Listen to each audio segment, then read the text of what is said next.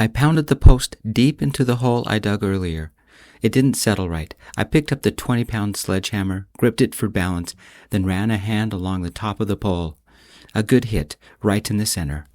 Mojave, late September. Hot enough to fry an egg, but not hot enough to burn bacon. I left my shirt on the porch. No need to get it sweaty. The desert smelled of rain. Not uncommon going into the fall. I'd best check the rain gutters. After all, it's been nearly 90 days since we had anything serious. Chores always needed doing. Goldie would complain if I didn't. Goldie's my horse, 5-year-old gelding. This was his paddock. I backed up, hefted the hammer, aimed, swung. Smack! Right in the center. The pole settled an inch, almost in place. I swung again. Smack! And a third time. Smack! The pole settled nicely. Time to replace the fence. Goldie whinnied from the barn. "Hold on," I yelled back. "I'll get your feed in a minute." Goldie whinnied again, louder. "Fine." Horse has more communication sense than most people I know. "I might as well get me some water too," I said. "You don't mind, do you?" I walked to the barn, enjoyed its coolness for a moment, then filled the feed bag. Oats mostly, though I added a few pellets for nutrition. Goldie isn't picky. He just wants to get fed. Place smelled like old hay and motor oil. Not because there is a truck here. I keep my 6-year-old Ford 250 outside, but it was big enough for it. No, the old tractor had died here. Hasn't worked for months. Should sell it, but who would want that damn paperweight? We had a sink out here with a hose attached to the spigot. Easier to fill buckets, or shower off a horse, or my dog. Or just get a drink of water. Manna from heaven. Even cold 'cause it comes from the well. We're too far off the grid for decent connections. I drenched myself, felt human again, filled the dog's water bowl, filled the horse trough. An engine rolled close. Sedan type. Wasn't expecting anybody. Only people who want something brave the dirt roads to the middle of my sandy paradise. I like the loneliness of the desert. No cell towers mucking about the landscape either. Only peace and the red rock hills. And my beer. Chores first. Make nice when I'm done. Attached the feed bag to Goldie's nose and finally shut the water off. Now I'll be neighborly. I stepped outside, into the light. Older car, not as old as my truck, but dustier. Had just as many dings, maybe 10 years old. One person, the driver. Younger than me, maybe 10 years, maybe less. He saw me, froze like a snowman, stayed in the driver's seat, didn't so much as blink. Rimmed glasses, brown hair, sweating. Guess he's not used to the heat. His shirt hung on his shoulders, slightly too big. His eyes were wide, almost as if they were begging. But begging for what? Haunted, maybe? Hair was dark blonde, needed a good combing. Stared at me, not deer in headlights. More of a man watching an oncoming train with his foot stuck in the rails. Dog started barking. I call him Wags. Has this tail that always wags. Annoying, really. Wags when he sleeps. Wags when he barks. Wags when he watches TV. Wags when he wants something. Been with me since I found him at the kennel. 7 years or so now. Only thing that kept me sane during the disaster 4 years ago. Thing is, Wags is a people person. He knows good people from bad. Never fails. If he likes you, he wags. If he don't, he stops wagging. And I get my shotgun. Only gun I kept. Salt shells. First round scares off wolves. Second round, I stop asking politely. Wags didn't like my ex. God, Dennis hated the dog. Dog hated him. Hated his mother worse. She ran his life. Always in our business. Dennis never stopped her. Should have listened to the dog and never married him. Wags did like the process server who delivered the divorce papers. So did I. We shared a cup of coffee together and talked about the Cowboys. Even had dinner once, but that was back when I lived in Vegas. Back when I was a cocky bastard who thought life revolved around a gun and a paycheck. Back before my life went to hell. Before I fled to the desert. The kid got out of the car, reached into the back and grabbed a duffel. Beige, had a reddish stain on it, too red to be blood. Wine, maybe.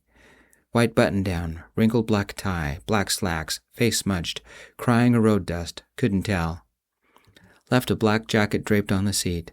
Back seat had a suitcase. Big, expandable, and black. Looked like he'd come from a funeral. His thumb kept rubbing the strap on the duffel, back and forth. He only glanced at me, then looked away as if seeing a half-naked man made him uncomfortable. People in the city shave their chests. I don't shave. Anywhere. No wonder he's terrified. I folded my arms and waited. Let him make the first move. Wags made the first move. Damn dog wagged his tail. Guess the kid's all right. I'm still not talking first. Kid glanced around, seeing the old mailbox by the door. McAllister's Ranch. Mail person. Hasn't come out this far since I've been here. Reading the name on it, the kid finally opened his mouth. Are you McAllister? Robert McAllister, I replied. How can it be a ranch if you only have one horse? Dreams, kid. Who wants to know? Aiden Williams. I think I'm lost. Can you tell me what the closest town is? I pointed behind me. Morgan's River. About 30 miles west as the vulture flies. Good people. Mind their own business. Great at poker. Do they have a phone? It's a ghost town. Hasn't seen a living soul in a century. Chapter 2. I invited Aiden in. He looked hot and thirsty, smelled like sweat and clothes worn too long. The late sunshine caught on his black smartwatch, a brief, sharp glint. Wags walked behind him, tail wagging. Aiden even scratched Wags behind the ears, and Wags led him, even wagged his tail, back and forth, happier than the 4th of July. Damn dog was never wrong. Guess it's time to be neighborly. Set your stuff by the couch. Bathroom is down the hall if you want to wash up. Extra towels are under the counter. If you want to throw some things in the washer, it's on the porch out back. Aiden looked at his shoes. They'd been hokas once. Now a piece of worn duct tape held together one and a broken shoelace fastened the other. I'll throw some steaks on. You old enough to drink? That brought a glimmer to his pouty lips. Not quite a smile. You want to see my driver's license? Kid's got spunk. Moved up a notch. Wanted to know if I should get a second beer out or make fruit punch, I said. After the last few days, a beer would be nice. Thanks. I opened the fridge and pulled the steaks out, along with a couple of michelobes. Aiden disappeared into the bathroom, and the shower hissed 2 minutes later. I threw the steaks on the barbecue and enjoyed the sunset while they began to sizzle. Ironically, Morgan's River once stood in that same direction, west, with just a slight northerly bend. Brilliant copper, not gold, not crimson, but copper edged the clouds as the sky shifted to a deep shade of amber. Out in the desert, a night bird warbled, then another called from a different direction. Dusk, the time when the desert is most active. The heat of the day is waning, but the chill of the night hasn't dropped by for a visit. I popped the top off the bottle, prying it off against the grill, adjusted the flame, and waited. Been a while since I had guests, maybe too long. Aiden came out dressed in a towel, wearing it like some people wear modesty. Dust was gone. He smelled better, but my eyes darted down to the pancake-sized bruise on his left ribs. He carried his clothes bunched up in his arms and set his wallet and keys and a couple dollars in loose change on the counter. Trusting sort. Barefoot, he came outside, saw the washer. It was an old front loader that screamed like a banshee starting up, and loaded it up, and spent a moment figuring out how to start it. He didn't ask for help. Independent sort of guy. I like that. The banshee began to wail. Kid figured it out. You want to borrow a sweatshirt and some jeans? They'd run large on you, but then you wouldn't be naked, not that there's any neighbors around to complain. You don't have neighbors? Folks up at the Desert Bells homestead. That's what they call their place. Nice one, too. Guy is an ecological engineer or something, but he and his family keep to themselves. Gave me some tips for this place. Solar panels, windmill out back, thick walls? Walls came that way. So did the Joshua tree on the side. Keeps the bedroom cool. Solar panels are cheaper than running a power line from Dead Man's Butte. I walked inside, pulled out an old UNLV sweatshirt and a worn pair of khaki shorts, and tossed them to Aiden. He caught them. Thanks, what's your story? Got tired of the noise, so a few years back bought this place. The desert is quiet." Aiden paused, as if noticing the silence for the first time. I didn't interrupt. The steaks did. God, can they sizzle, especially when the juices drip. I turned my back on the kid and flipped the steaks. When I finally turned around, he'd pulled the shorts on and was wrestling the sweatshirt over his head. "The bruise, what happened?" I asked. Aiden pulled the sweatshirt down, covering the dark blotch, and shrugged. "A life I want to forget." He rotated the watch on his wrist, glancing at it like he was checking more than the time. "Fair enough," I replied. He scanned the horizon. "I don't see any cell towers." McAllister's ranch don't get reception, and it sure as hell don't have a landline. No cable, no internet, no phones, no GPS, nothing. Sometimes I get the news if we get the aerial lined up right, but the wind keeps messing with it. The kid actually smiled. A small thing. Wasn't very big, but it was there. "Good. If I pay rent, can I stay here for a while?" He grabbed his wallet and held out a couple $100 in small bills. His face was a practiced neutral. Kid dealt with customers before. But his eyes, green as emeralds, they were deep, pleading. Kid was running, or leaving. Hell, from the look, he wasn't thinking more than 5 minutes ahead. Aiden was desperate enough to trust a stranger miles from anywhere, with a dog who hyperactively wags his tail. He was running, and fast. That oncoming train would catch him, someday.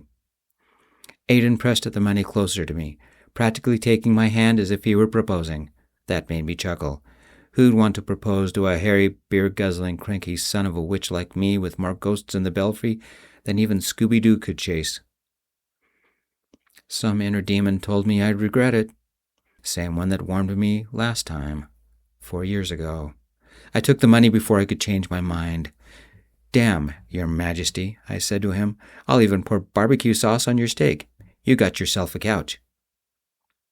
Chapter 3. Aiden took over the living room, slept on the couch. His suitcase, which he never opened, guarded the corner like it had something to hide. Most people would assume it was filled with clothes. Nope. It rolled when it shifted, and heavy, like it was stuffed with books. Compressed, kept tightly closed like it might breathe if you let it. It had an odd smell, kind of like an old library and cheap whiskey, or the magazine rack at Corner Keen Liquor and Sundries back in Vegas. Could always count on the pages sticking. Not just old, though. There was a sweetness buried in it, faint, perfume gone stale, like it had been filtered with whatever was sealed up inside, night after night, hiding its own secret shame. Didn't need that many papers unless you were starting a fire, or protecting your butt, or building something, one thin layer at a time. "The lady at Desert Bell's homestead," I said, "her name is Camille, made this for me when I got burned." I gave him a jar of ointment for the bruise. "You don't have anything?" "Just the essentials," he said, smearing a fingerful of the bluish cream on his bruise.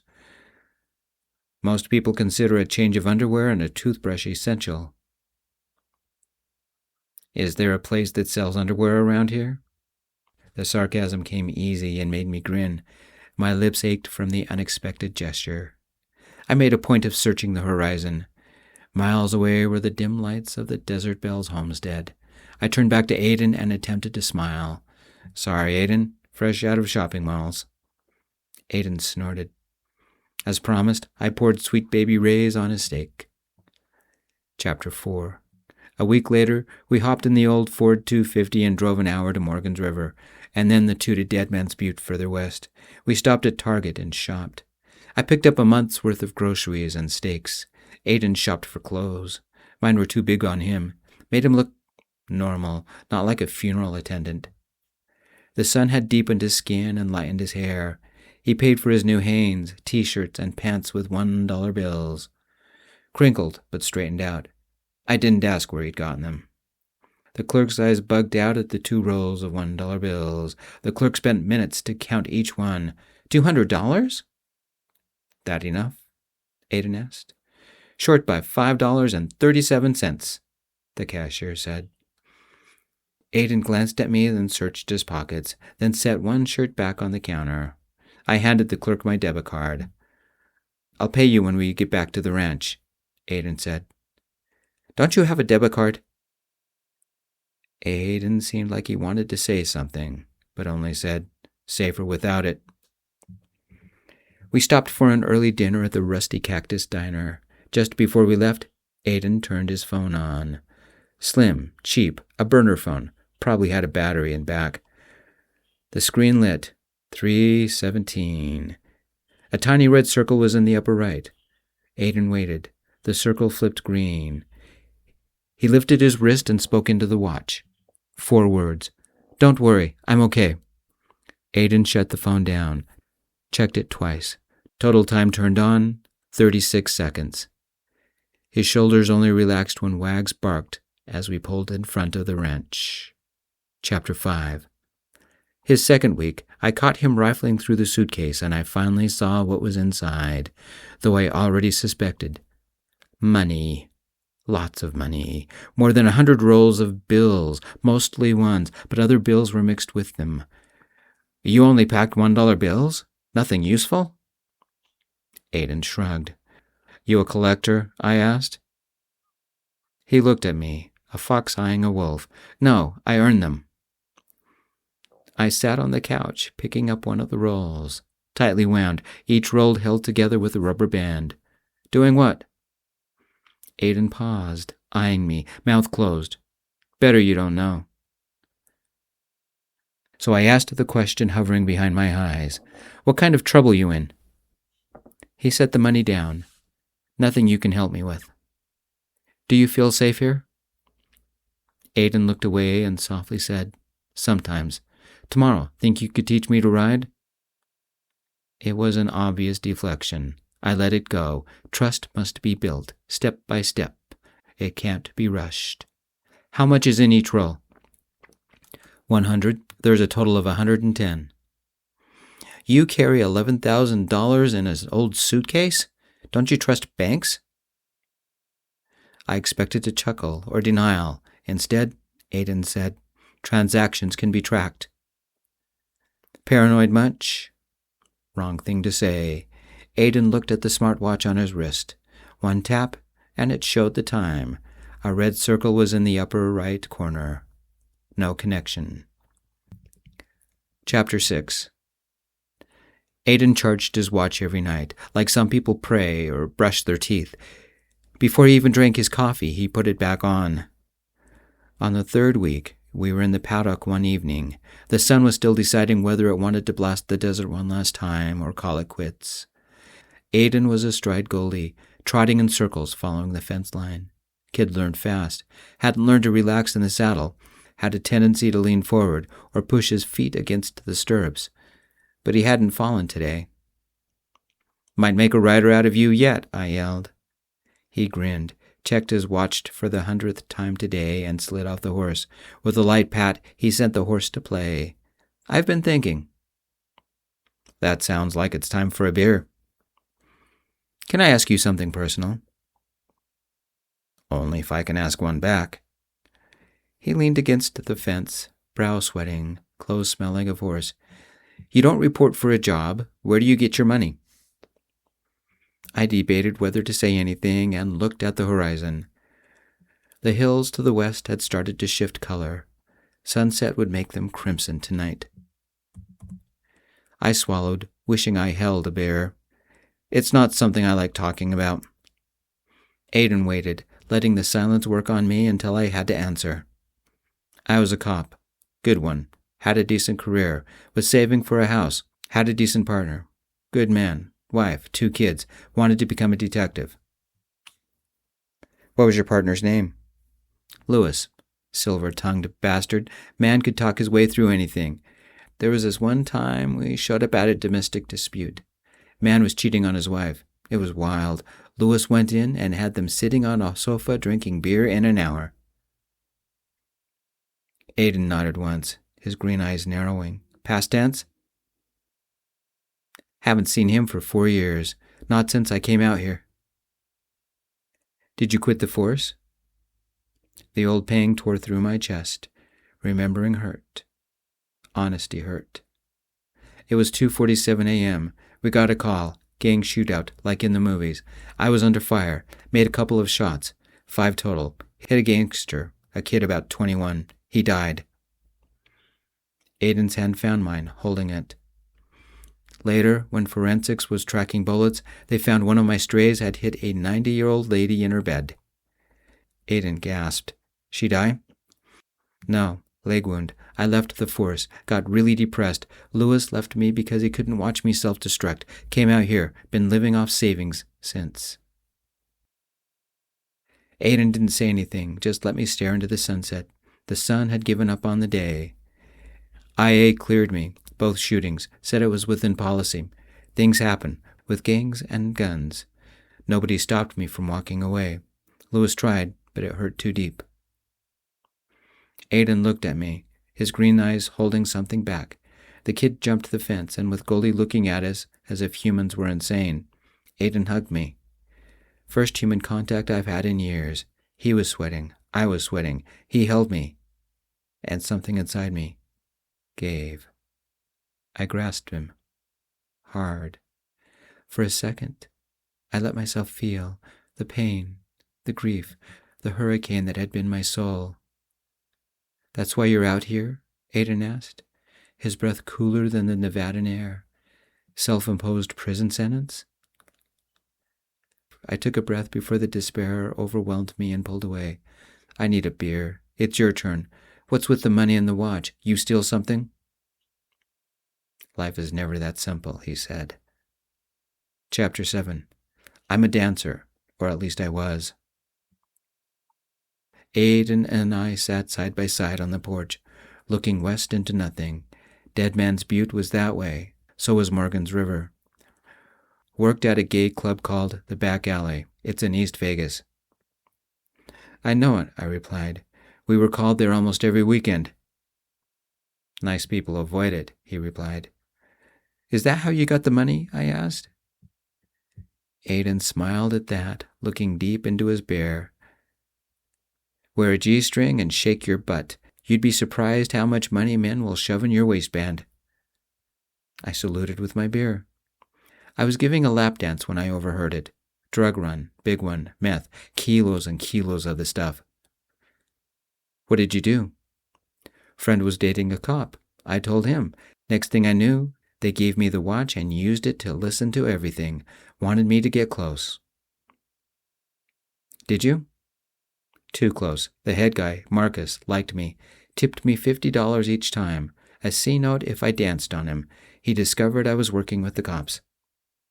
Aiden's green eyes grew distant. He stared at his hands, only seeing memories. Marcus beat me, told me I was dead. I managed to escape. My handler said I should find you. Maybe you could help. Marcus? As in Marcus Marconi? I know the name. Every cop in Vegas does. He's still in business? Regular customer. I take it that you finding me wasn't an accident? Aiden fixed his green eyes on me. Once again, his eyes pleaded for me to understand. I've had friends get seriously messed up with that stuff. I had to do something. I never expected that something could get me killed. I leaned forward on my knees, suspecting the answer to my question before I even asked. I said it anyway. Who's your handler? Aiden took a sip of his beer, but it was empty. He set the can on the side of the table. The day's heat had settled into the sand, thick and weighty. It smelled dry, old. Something scampered in the distance. Wags didn't stir. Even his tail was still. I asked again, who was your handler? I didn't know you two had history, not until today. I breathed in and held it, waiting. Detective Lewis working with Detective Briggs, Aiden finally said. Lewis had made detective? Good for him, I said. I turned away, shivering as the sun lowered below the horizon. My old partner's keeping tabs on me? We didn't part well. I remembered the fight the last time I'd seen him. I had turned in my badge and walked out of the precinct. Lewis had followed, shouting that I was throwing my career away. And for what? Some gangster wannabe and an old woman? The words he had yelled That line still haunted me. Late at night, when the poor will called its lonely cry, Louis's voice came back and twisted the knife. Never came out. Always found a new place to cut. He didn't understand. None of them did. Next day, I didn't come back. Aiden's hand reached for mine. I took it. We sat there, sharing comfort through that simple contact, long after the sky darkened and the constellations blossomed. See that star? It's slightly orange. Aiden gave my hand a squeeze. The one just above the ridge? I asked. He pointed, guiding my eyes to a constellation that looked like a kite. That's Behooties, the herdsman. Watches over Ursa Major, the bear. Which star? The bottom one where the tail would attach to the kite. The bright one? That's Arcturus. It means guardian of the bear. You know your stars. I used to stare at the sky, hoping my life would get better. And still waiting. Chapter 8. It was the end of the week when supplies ran low. Truth be told, we needed toilet paper and steaks.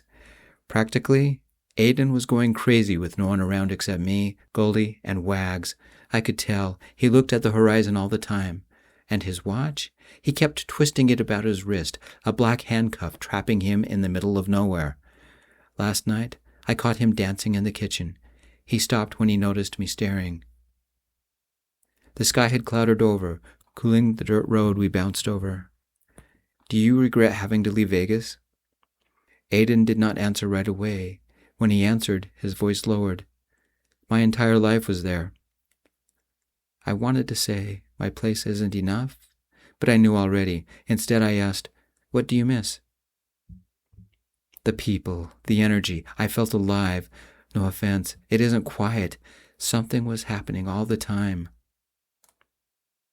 I didn't have an answer, so I stayed silent. Aiden propped an arm in the open window, continued as we passed the turnoff to Morgan's River. The wind blew through his hair, and the light gleamed on the perspiration on his skin. When I was on stage, there's this weird thrill having everyone stare at you. It's addicting. What will you do when it stops? I blurted out before the thought even fully formed. What do you mean? He asked. I didn't know where the thought was going. It was kind of a worry that can't be put into words. I tried. That kind of life could get you killed. We didn't talk after that. When we arrived at Dead Man's Butte, I stopped by Wells Fargo to check my accounts. Someday, perhaps a year from now, my savings would run dry. Deal with that next year. At least I had enough money for groceries. We pulled into Target, walked inside, and did the domestic race with the shopping cart. Aiden had his phone out, still off, when I returned. Been a while since I was on the force, I asked, trying to keep the conversation light. Is your watch really better than a wire? It's like a miniature phone, he replied, tapping it. The screen lit up, 2:50 p.m. A red dot sat in the upper corner. As long as I was within 30 to 50 feet, it Bluetoothed to my phone, or even the internet if it syncs with the router. Does it do GPS? I asked. We pushed the shopping cart to the meat department and ordered a month's worth of steak, hamburger, bacon. While we waited for the butcher, Aiden continued explaining. Only if my phone was on. That way Louis always knew where I was, could listen in, whatever. Sounds sneaky. Aiden actually smiled. You never expect a guy in a sequined thong to hide anything. Hidden assets kind of thing? The trick is focusing their eyes on other parts of the body and not the wrist.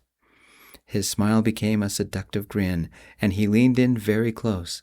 In a low, sultry voice, he flirted, I'm very good at what I do. A little bit of that swagger I once possessed surfaced.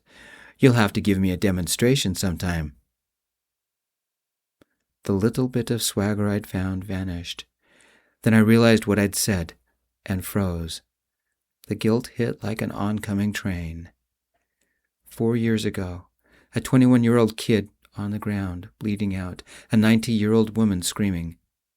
The look on the kid's face when the bullet hit him, Shock more than pain. The old woman's wail from the apartment. Sirens closing in. The smell of blood. Gunpowder. Metal. I bit the inside of my cheek, hard enough to taste it. Lewis knelt over the body, 2 fingers at the neck. Perp's dead. Paramedics rushed past us, wheeling the old woman out. She was still crying. Questions came. Too many, too fast. I handed over my gun, my badge. Perp's dead, Lewis said again. IA interviews, the chief, some social worker whose name I never remembered. And then Lewis, his voice cutting through everything. And for what? Some gangster wannabe and an old woman? Somewhere in my head, a voice wouldn't stop. And for what? Over and over, like a call in the dark that never went quiet. Aiden's hand rested on mine, warm, steady, the look in his eyes, green as an emerald, had softened. You were there in your head, weren't you? Not a question. Some days it feels like I never left, I said. Aiden's arms wrapped around me, firm, holding me together. You don't have to say anything. Just give me a nod if I'm right. Okay, I said. You came out here because being around people got too hard. I nodded. He hesitated a second, choosing his words. And you stayed because it's easier than explaining it? I nodded again.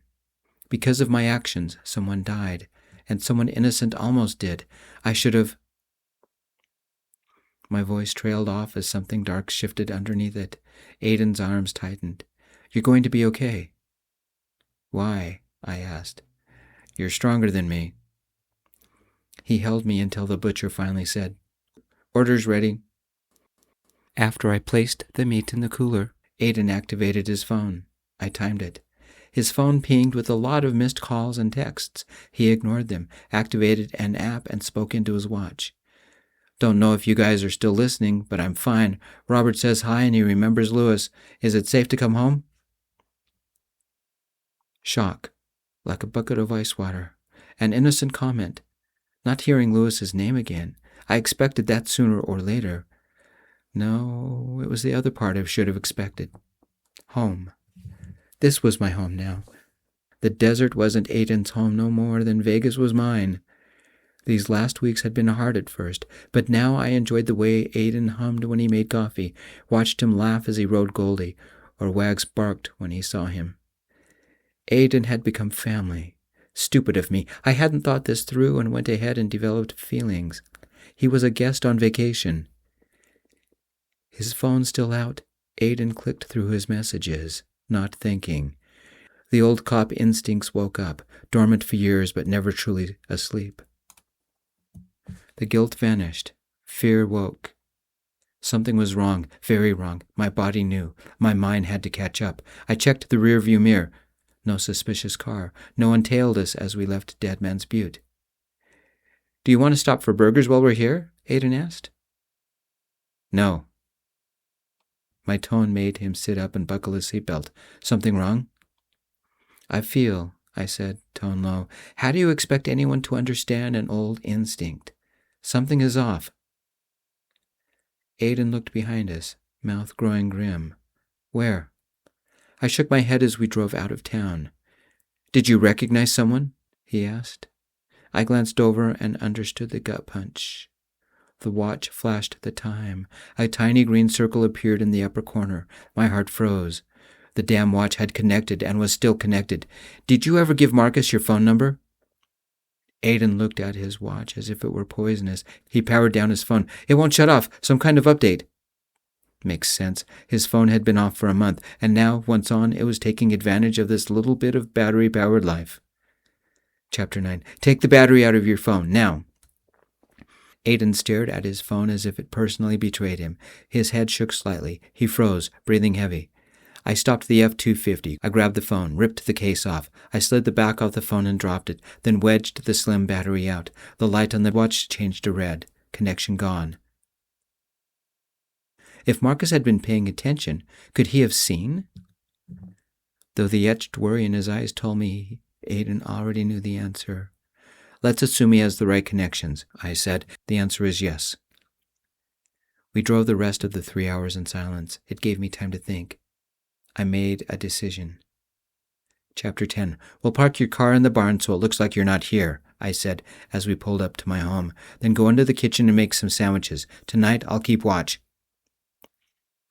Aiden pulled the pieces of his phone from his pocket.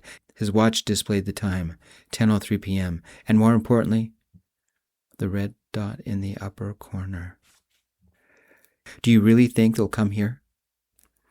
Marcus Marconi, he's a piece of work. I stepped out of the car as Wax galloped toward us. My dog's been watching the horse too much. What do you want me to do? Aiden asked. Can you shoot? No. Good. Only got one gun. If they show up, you'll get on Goldie and ride to Desert Bells. That's east of here. They have internet. Damned satellite rig that costs a fortune. You can call for help. In the dark? Aim for the light on the horizon and trust the horse. It's about a dozen miles. Should take you a couple of hours, maybe more in the dark. Don't worry. Damned horse is smarter than me. What about you? Only one gun. Only one horse. That's not fair. Face facts, kid, I said, forcing myself to stay calm when thinking about him leaving broke something inside me. If this ever goes to trial, you are the star witness. It's your pretty head that needs protecting. He didn't argue. We talked way too late. I stayed up, shotgun loaded, Wags by my side. Good dog. He knew something was bothering me because he laid down beside me on the couch. Tail still wagging. Don't know how the two of us managed to fit, but neither one of us rolled off the edge. It was the next night, just as dusk approached and the grill was blazing, that Wags whined. He never whines. His tail kept wagging, though. Dog's too sensitive for his own good. Goldie trotted around his compound, occasionally tossing his head. He sensed it, too. I rested my hand on the thick walls of the house. Don't know when it was built, but they made it right. Stone, foot thick, keeps the heat out and the cool in. I added the solar panels, took a chunk of my retirement, but I'm glad I did. An old truck rolled up, older than mine by a decade, woman driving, Camille from the Desert Bells homestead. Wags ran over, tail going into whirlwind mode. She smiled, bent down and hooked my dog. Camille's okay. So's her family. Robert, you around? She wore faded jeans and a plaid flannel shirt, and held a basket with fresh preserves. Her perfume was something citrus and fresh, even in the desert heat. You lived out here long enough, endured enough bug bites and sunburn, you learned to wear long sleeves. I opened the door. Camille, what brings you over? She entered, momentarily eyeing Aiden. I introduced them. 3 men came to the house, she said, handing me the preserves. Asked if we knew someone named Robert. I assumed they meant you. What did you tell them? I asked. They weren't police. We don't know what they were, but my dad said they looked like gangsters. We simply said there were dozens of homesteads in these parts, a lot of folk we hadn't met, and a lot who only visit for the summer. Told them we couldn't help them. I faced the wall. The shotgun rested above the mantel, a couple boxes of shells near it. They still around? I asked. Don't know, but there is only one road leading back to Dead Man's Butte. Most places tie into that road. Aiden folded his arms, face going pale. Do you think it's Marcus? Too big a coincidence if it isn't, I said. Chapter 11. 3 days since we came back from Dead Man's Butte. The sun had touched the rim of the western hills, and the air smelled dry. A black BMW crawled over the dirt road leading to my ranch, a shadow in the twilight. BMWs were not designed for off-road travel. Too bad they don't make F-250s. Wags stopped wagging. That didn't happen often. I looked up from the fence line. Dust on the horizon, moving steady, about 5 minutes out. Too straight to be the wind. Aiden saw it too. One headlight shining, the other dark, cratered with dust. A crack bisected the front window. Aiden's face drained. Whatever color he had left disappeared. That's not good, he said. Friend of yours? I asked. He didn't answer right away, then. No. That was the closest thing to truth I'd gotten yet. Marcus. I grabbed his hand. I need you gone. Get up on Goldie, take Wags, and go to Desert Bells. They have internet. Call for help. I'm not leaving you. Yes, you are. Aiden still didn't move. I can handle this better, I said, if those I care about are safe. Take care of Wags. Only feed him twice a day. Any more and he'll get fat. We moved without talking. I threw the pad across Goldie's back before Aiden even reached the gate. Saddle up, crooked at first, then yanked straight. Cinch pulled tight, not perfect, but good enough. Foot, I ordered. Just a minute. The damn kid ran into the house. Through the window, I heard the suitcase unlatch. He was diving into a suitcase of $1 bills and stuffing a bunch into his pocket? God almighty, you don't have time to grab money, I yelled. He ran out, a wad of bills dangling out of his pocket, and kissed me lightly. For luck. Aiden stepped into the stirrup. I shoved, and he was up. Toss me your watch, I yelled. His eyebrows shot up. Don't ask questions, just do it. Goldie tossed his head once. Pissed, but ready. The BMW was already close enough. I could hear the engine grinding. Bad car for the middle of the desert. Ride, I ordered. Aiden didn't hesitate. He, Goldie, and Wags disappeared into the darkness. It left me time to load the shotgun, put his phone back together, turn it on, and shove it and the watch under the seat of my truck. I then removed the gas cap from my truck. Call me stupid, but I have a plan. I sat on my porch. I turned all the outside lights on, making my ranch sparkle like the Strip.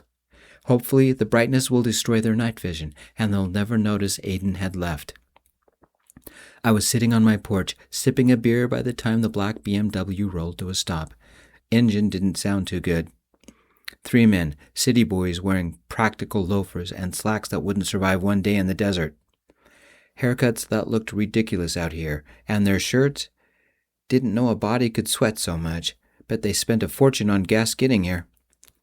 I watched them approach, not saying anything. They squinted in the light and noticed me. He looked at the name on the mailbox, then at me. You know anybody named Robert? Maybe. Another man asked, how about an Aiden Williams? I don't like trespassers, I growled. Answer the question and we'll leave. I rose from the chair weighing my choices. I had to keep them focused on me, prevent them from looking for Aiden. You Marcus Marconi, the trash man from Vegas. The third man raised his head. Only a fraction, but it was enough. Show some respect. One of the men reached behind him. Probably had hid his gun in his belt. I cocked the shotgun. Marcus held his hand, palm down, gesturing for calm. We came for Aiden. Let us have him and we'll leave. I let the pause linger. Not because I didn't know what to say, but those few extra seconds bought time. Counter-proposal, I offered. You get in your city car, drive away, and let bygones be. Well, all that crap. And if we don't, there's 3 of us. Wouldn't you know it? My big dramatic moment ruined, just like in the movies. Shades of John Wick. My dog showed up, barking, tail lowered. Wags ran to me, stood before me, snarling at Marconi. Wags was not happy. This was as much his ranch as mine. His tail had stopped wagging. Odds were against me. If they had a moment to think, my silly plan would fail. Looks like the odds evened, I replied. This is the last time I ask. Get off my property. I aimed the gun, not at the men, but at the BMW. Last chance. Time to see if I still have the nerve. You're insane! The man I assumed was Marcus yelled. Wags, stay, I yelled. The dog sat. I fired. At the car, the shotgun peppered the BMW, shattering the windshield and blowing out a tire. Sad about the paint job. Now leave, I said. All 3 drew their guns. I smiled. Road's behind you. Start walking or I start shooting. Marcus clicked the safety off. Wags lowered closer to the ground, preparing to jump. A shot rang out, low caliber, probably a Beretta 9mm. The side window of the BMW disappeared. I hid my surprise and reached into my pocket. I'm not alone. Take my truck and never come back. I tossed them the keys. If I ever see you again, I won't be so nice. They clambered into my F-250 and drove away, making pretty good time as they bounced along the dirt road. When they were out of sight, Aiden rode over, a gun in his hand. Where did you get that? I asked. He gave me half a grin. Did you think all I had in my suitcase was money? You said you couldn't shoot. I didn't mean to hit the car. It was supposed to be a warning shot. I grinned. We're going to work on that aim. Aiden chuckled. You just let them go? I knelt beside Wags and gave him a good scratch. I figure they'll be out of gas by the time your watch sends a signal. Wouldn't want to be them when the sun rises. Let's get your car. We've got neighbors to visit. Now what? Desert Bells has a phone and internet. We call Lewis, report my truck stolen, and a few other crimes, and you get your life back. Epilogue. A week later, the quiet of my ranch became obsessive. Without Aiden around, I felt lonely. The first time in years. An ache that wouldn't shut up. Wags knew something was wrong and tried to cheer me up. Camille dropped by with fresh cookies and news. The cops had recovered my truck. Marcus had been hauled off to jail. Turns out there was a reward, $50,000. I'll split it with Aiden. He had still gone back to Vegas, back to his life, back to people. Camille drove me and Wags to Dead Man's Butte to pick up my truck. On the way, she took my hand and said, "It's okay to choose to live again." I filled up the tank and screwed on the gas cap. The watch and phone were still under the seat, though now dead. The decision was easy. Vegas was only an hour south. I promised myself I'd never go back. I broke the promise. The back alley was exactly where I remembered, and as sleazy as I wish I could forget. Neon lights, too many cars, wild music with a dark techno beat. The pretty boys outside eyed my dog. He wagged. They scratched his head. One guy knelt and scratched behind Wag's ears. Dog wagged again. I went inside, wove through the tables and dozens of men. Wags following me. Most stared at the men dancing around the poles. One wore a black sequined G-string, a dozen bills stuck in the waistband. Aiden. My breath froze. Can you miss someone so bad that your stomach hurts? I took a 20 from my wallet. Aiden didn't notice me immediately. I tracked the exact moment he did. He stopped gyrating and released the pole. His eyes locked on mine. His mouth brightened into a huge grin. I climbed onto the stage next to him and slid the 20 into his waistband. You free for dinner? Aiden wrapped his arms about my shoulders and kissed me. Chinese? Let me go change. I kissed him, solid, deep, honest. Camille was right. It's okay to live again. The end. Thank you, everybody, for joining me in Bentley for our story. We appreciate it. Come join us next week for another story. Peace, my friends. I love you all.